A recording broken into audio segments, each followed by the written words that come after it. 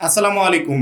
HSC 2026 সালের পরীক্ষার্থীরা, আমার মনে হয় প্রত্যেকটা শিক্ষার্থীরই এখন একটু নড়ে সরে বসা উচিত। কারণ কি, নতুন শিক্ষামন্ত্রী শিক্ষা মন্ত্রণালয়ের দায়িত্ব নিয়েছে। একের পর এক আমরা তার কাছ থেকে কিছু চমক পাচ্ছি এবং তিনি অলরেডি নিজেও বলেছে যে কিছু চমক অপেক্ষা করছে যেগুলো দেওয়ার বাকি। অর্থাৎ এতদিন আমাদের এই শিক্ষা মন্ত্রণালয়টা টোটালি অভিভাবক শূন্য ছিল, অর্থাৎ আদেশ দেওয়ার মতো কেউ ছিল না।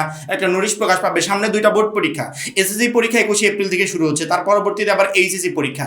এই দুইটা বোর্ড পরীক্ষাকে ঘিরে এখন একের পর এক নোটিশ আপডেট আসার কথা, যেগুলোর মাধ্যমে শিক্ষার্থীরা নিজেদেরকে একটু অ্যালার্ট করতে পারবে, পরীক্ষার জন্য ভালো প্রিপারেশন নিতে পারবে, পরীক্ষা একটা ভালো রেজাল্ট করতে পারবে। কিন্তু এতদিন যাবৎ নির্বাচনের কার্যক্রম, তারপরে দায়িত্বে কেউ নাই, এই টোটাল বিষয়গুলোর কারণে আমরা এগুলো পাই নাই। মাত্র 310 টাকা যারা এখনো আমাদের এইচএসসি 26 টার্গেট প্লাস কোর্সে যুক্ত হন, খুবই দ্রুত করো। কারণ কি, একটা মাত্র কোর্সে তুমি শেষ মুহূর্তের একদম শর্টকাট সাজেশন পাবে, সকল গ্রুপের পিডিএফ আকারে, বিগত কয়েক বছরের বোর্ড এমসিকিউ পাবে উত্তর সহ পিডিএফ আকারে, প্রত্যেকটা সাবজেক্টের প্রত্যেকটা চ্যাপ্টার অ্যানালাইসিস করা জ্ঞানমূলক নেতাবনমূলক প্রশ্ন উত্তর পাবে পিডিএফ আকারে, লিখিত অংশে শর্টকাট টেকনিক, গ্রামার অংশে শর্টকাট টেকনিক, পড়াশোনার রুটিন, এ প্লাস গাইডলাইন, এভরিথিং পাবে এই একটা মাত্র কোর্সে। সামনে সময় খুবই অল্প, এই জন্য যারা এখনো কোর্সে যুক্ত হও নাই, স্ক্রিনে দেওয়া নাম্বারে 310 টাকা কোর্স ফি পাঠিয়ে এই নাম্বারে হোয়াটসঅ্যাপে আমাকে জানাবে ব্যাক কোর্স ফি পাঠিয়েছি, সাথে সাথে তোমাকে গ্রুপে যুক্ত করে নিব, তখন দেখি তোমার প্লাস প্রস্তুতি শুরু হয়ে যাবে। কারণ কি, আদেশ দেবে কে? আদেশ দেওয়ার লোকই তো নাই। তো ফাইনালি এক একজনকে এক একটা মন্ত্রণালয়ের দায়িত্ব দেওয়া হয়েছে, আর শিক্ষা মন্ত্রণালয়ের দায়িত্ব দেওয়া হয়েছে এমন একজনকে যিনি টোটালি এই দুর্নীতির বিরুদ্ধে একেবারে জিরো টলারেন্স ঘোষণা করেছে। অর্থাৎ আমরা যাকে চাচ্ছিলাম মনে মনে, উনি শিক্ষামন্ত্রী হয়েছে। তিনি হচ্ছে এহসানুল হক মিলন। এহসানুল হক মিলন শিক্ষামন্ত্রী হওয়ার পর আজকে ছিল তার প্রথম দিন, এবং প্রথম দিনেই সংবাদ মাধ্যমে কিছু গুরুত্বপূর্ণ তথ্য দিয়েছে সামনের বোর্ড পরীক্ষাগুলোকে কেন্দ্র করে। কিছু গুরুত্বপূর্ণ তথ্য, তার ভিতর একটা তথ্য, যেই তথ্যটা পাওয়ার পর আমার মনে হয় প্রত্যেকটা শিক্ষার্থীরই এখন একটু নড়ে সরে বসা উচিত। বিশেষ করে এইচএসসি 26 ব্যাচের শিক্ষার্থীরা, এই বোর্ড পরীক্ষাটা সবচেয়ে সেন্সিটিভ হয়ে থাকে। কারণ কি, আমরা এসএসসিতে যেমন রেজাল্ট করি, এইচএসসিতে মানে গুলিয়ে ফেলি যে হয়তো বা সেরকম হবে, কিন্তু এইচএসসি পর্যায়টা এসএসসি থেকে অনেক পার্থক্য। আমি বলছি না যে তোমরা ভালো রেজাল্ট করতে পারবে না, মাস্ট বি তোমরা ভালো রেজাল্ট করতে পারবে, অবশ্যই তোমাদের ভিতর হিউজ পরিমাণ শিক্ষার্থী এ প্লাস পাবে। কিন্তু এ প্লাস পাবে কিভাবে?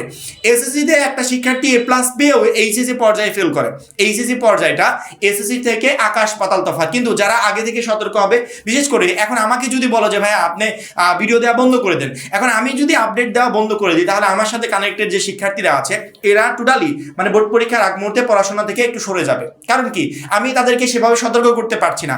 এখন শিক্ষামন্ত্রী যে তথ্যগুলো দিবে, এইগুলোকে আমি তোমাদেরকে সতর্ক বার্তা হিসেবে তোমাদের সামনে তুলে ধরবো, যাতে তোমরা বোর্ড পরীক্ষার আগে একটু সতর্ক হতে পারো যে সামনে তো বোর্ড পরীক্ষা, আর দায়িত্বে এমন একজন আসছে যেখানে মানে কোনো কিছু ভাবা চিন্তা করার কোনো সুযোগ নেই।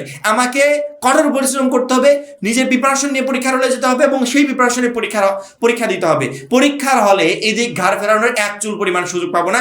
এক্সট্রা কোনো বেনিফিট না বোর্ড আমাকে দিতে পারবে, না টিচার আমাকে দিতে পারবে, না হল আমাকে দিতে পারবে, কিচ্ছু না। আমাকে নিজের যোগ্যতায় যেতে হবে, ভালো করে পরীক্ষা দিয়ে তারপরে বাসায় আসতে হবে। যেহেতু বোর্ড পরীক্ষা এই বছরে একটু কড়াকড়ি হচ্ছে, এই বছর না প্রতি বছরই হয়, কিন্তু এই বছরে আদার্স কোনো সুযোগ থাকবে না। ওই যে পরীক্ষা দিয়ে এসে শুনি না যে অমুক জায়গা প্রশ্ন ফাঁস হয়েছে, অমুক জায়গা পরীক্ষার্থীরা দেখে দেখে লেগেছে, এইবার বাংলাদেশে টোটাল স্টপ, কোনো কিছু হবে না। তিনি নিজে বলেছেন। আমার মনে হয় প্রত্যেকটা শিক্ষার্থী যারা এখনো অবহেলা করছো, খুবই দ্রুত পড়ার টেবিলে ফিরে এসে এইচএসসি 26 পরীক্ষার জন্য বেস্ট একটা প্রিপারেশন নেওয়া উচিত। এই মুহূর্তে স্ক্রিনে দেখতে পাচ্ছি আমরা শিক্ষামন্ত্রী রিসেন্টলি যে কথাটা বলেছে আজকে নতুন দায়িত্বে এসে, তিনি বলেছেন নকল প্রশ্ন ফাঁস আর ফিরে আসবে না। তার সময়কালে নকল প্রশ্ন ফাঁস কখনো ছিল না, এবং যদি দু এক জায়গায় শোনা যেত উনি নিজে গিয়ে ওইগুলো চেক করতেন। যখনই এক জায়গায় নিজে যেতেন, পরবর্তীতে টোটাল বাংলাদেশের প্রত্যেকটা কেন্দ্র একদম অ্যালার্ট হয়ে যেত, নকল প্রশ্ন ফাঁসের কোনো স্কোপই ছিল না। সেইভাবে আবারও নতুন দায়িত্বে এসেই মানে প্রথমে যে কথাটা বলেছে সেটা হচ্ছে এগুলোর বিরুদ্ধে একবারে জিরো টলারেন্স, কোনো কিছু হবে না। শিক্ষা এবং প্রাথমিক গণশিক্ষা মন্ত্রী আনম এহসানুল হক মিলন বলেছেন নকল প্রশ্ন ফাঁস আর ফিরে আসবে না। অতীতে দায়িত্ব পালনকালে নকল প্রশ্ন ফাঁস বন্ধে কার্যকর পদক্ষেপ নেওয়া হয়েছিল, এবারও কঠোর নজরদারি ও প্রয়োজনীয় ব্যবস্থা গ্রহণের মাধ্যমে শিক্ষাঙ্গনে শৃঙ্খলা বজায় রাখা হবে। এখন পর্যন্ত আমরা কঠোর কোনো নির্দেশনা পাই নাই, শুধুমাত্র সাংবাদিকদের প্রশ্নের জবাবে তিনি এই তথ্যগুলো তুলে ধরেন। এখন এহসানুল হক মিলনের সময়কালে মানে উনি এমন সময় দায়িত্বে আসছে যেখানে 2 মাস 3 মাস পর এক একটা করে বোর্ড পরীক্ষা। সেই বোর্ড পরীক্ষার আগ মুহূর্তে এমন একজন লোকের দায়িত্বে আসা মানে বুঝতে হবে যে আমাদেরকে আমরা মানে এতদিন যেরকম প্রিপারেশন নিচ্ছিলাম আরেকটু পরিশ্রম করতে হবে এবং আমাদের একটু সতর্ক হতে হবে যে আমার প্রিপারেশনে আমার কোনো যদি ঘাটতি এখন পর্যন্ত থেকে থাকে, সেই ঘাটতিটা আমি যেন ফিল আপ করতে পারি এবং পরীক্ষার জন্য বেস্ট প্রিপারেশন নিতে পারি। আমার কথা হচ্ছে যারা এখন পর্যন্ত অবহেলা করছো যে আজকে পরীক্ষা তো এখনো 4 মাস বাকি আছে, আমি কালকে থেকে শুরু করি, পরশুদিন থেকে শুরু করি।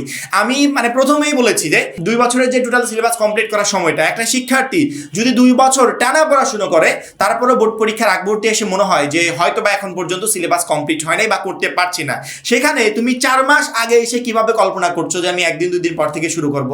আমার মনে হয় না যে এইচএসসি লেভেলের একটা শিক্ষার্থীকে এর থেকে বেটার বোঝানোর কোনো দরকার আছে। আমি জাস্ট বোঝাচ্ছি এই কারণে, আমি চাই আমার প্রত্যেকটা স্টুডেন্ট যেন পরীক্ষায় ভালো একটা রেজাল্ট করতে পারে, ভালো প্রিপারেশন নিয়ে যেন পরীক্ষার হলে যেতে পারে। এহসানুল হক মিলন খুবই কড়া মানুষ, তার সময়কালে টোটালি যে দুর্নীতি স্টপ থাকবে, নকল হবে না, এটা একবার 100% ধরে রাখো। পরীক্ষার হলে তুমি অন্য কারো কাছ থেকে কোনো ধরনের হেল্প পর্যন্ত নিতে পারবে না, নিজের যোগ্যতায় পরীক্ষার হলে যেতে হবে। এখন তুমি সেই যোগ্যতা বোর্ড পরীক্ষার আগে অর্জন করেছো কিনা, তোমার সেই সিলেবাসটা কমপ্লিট হয়েছে কিনা, এখন এইটা তোমার দেখার বিষয়। তুমি নিজেকে প্রশ্ন করতে পারবে যে আমি আমার কতটুকু অংশ কমপ্লিট করতে পেরেছি। যদি বাদ থাকে শুরু করে দাও, শেষ করে ফেলো, নির্দিষ্ট সময়ের ভিতর শেষ করে ফেলো। আর কারো যদি অলরেডি সিলেবাস কমপ্লিট হয়ে থাকে তাহলে বারবার করে রিভিশনে রাখো, যাতে পরীক্ষা অবধি তুমি এগুলো মেমোরিতে রাখতে পারো এবং পরীক্ষার হলে ভালো একটা রেজাল্ট করতে পারো। আর যারা এখনো আমাদের এইচএসসি 26 টার্গেটেড প্লাস কোর্সে যুক্ত হয়, আমার মনে হয় খুবই দ্রুত যুক্ত হয়ে যাওয়া প্রয়োজন। কারণ কি, ওই একটা মাত্র কোর্সে তোমাকে প্রত্যেকটা সাবজেক্টে এ প্লাস প্রিপারেশন নিতে এবং এ প্লাস পেতে প্রচন্ড পরিমাণে হেল্প করবে। কারণ ওইখানে আমরা তোমাদের টোটাল সিলেবাসটাকে একদম শর্ট করে দিয়েছি, যাতে অল্প সময়ে বেস্ট প্রিপারেশন নিয়ে তুমি পরীক্ষার হলে যেতে পারো। আশা করি সবাইকে বোঝাতে পেরেছি। এখন এই পর্যন্তই। পরবর্তী ভিডিওর জন্য অবশ্যই চ্যানেলটাকে সাবস্ক্রাইব করে রাখবে।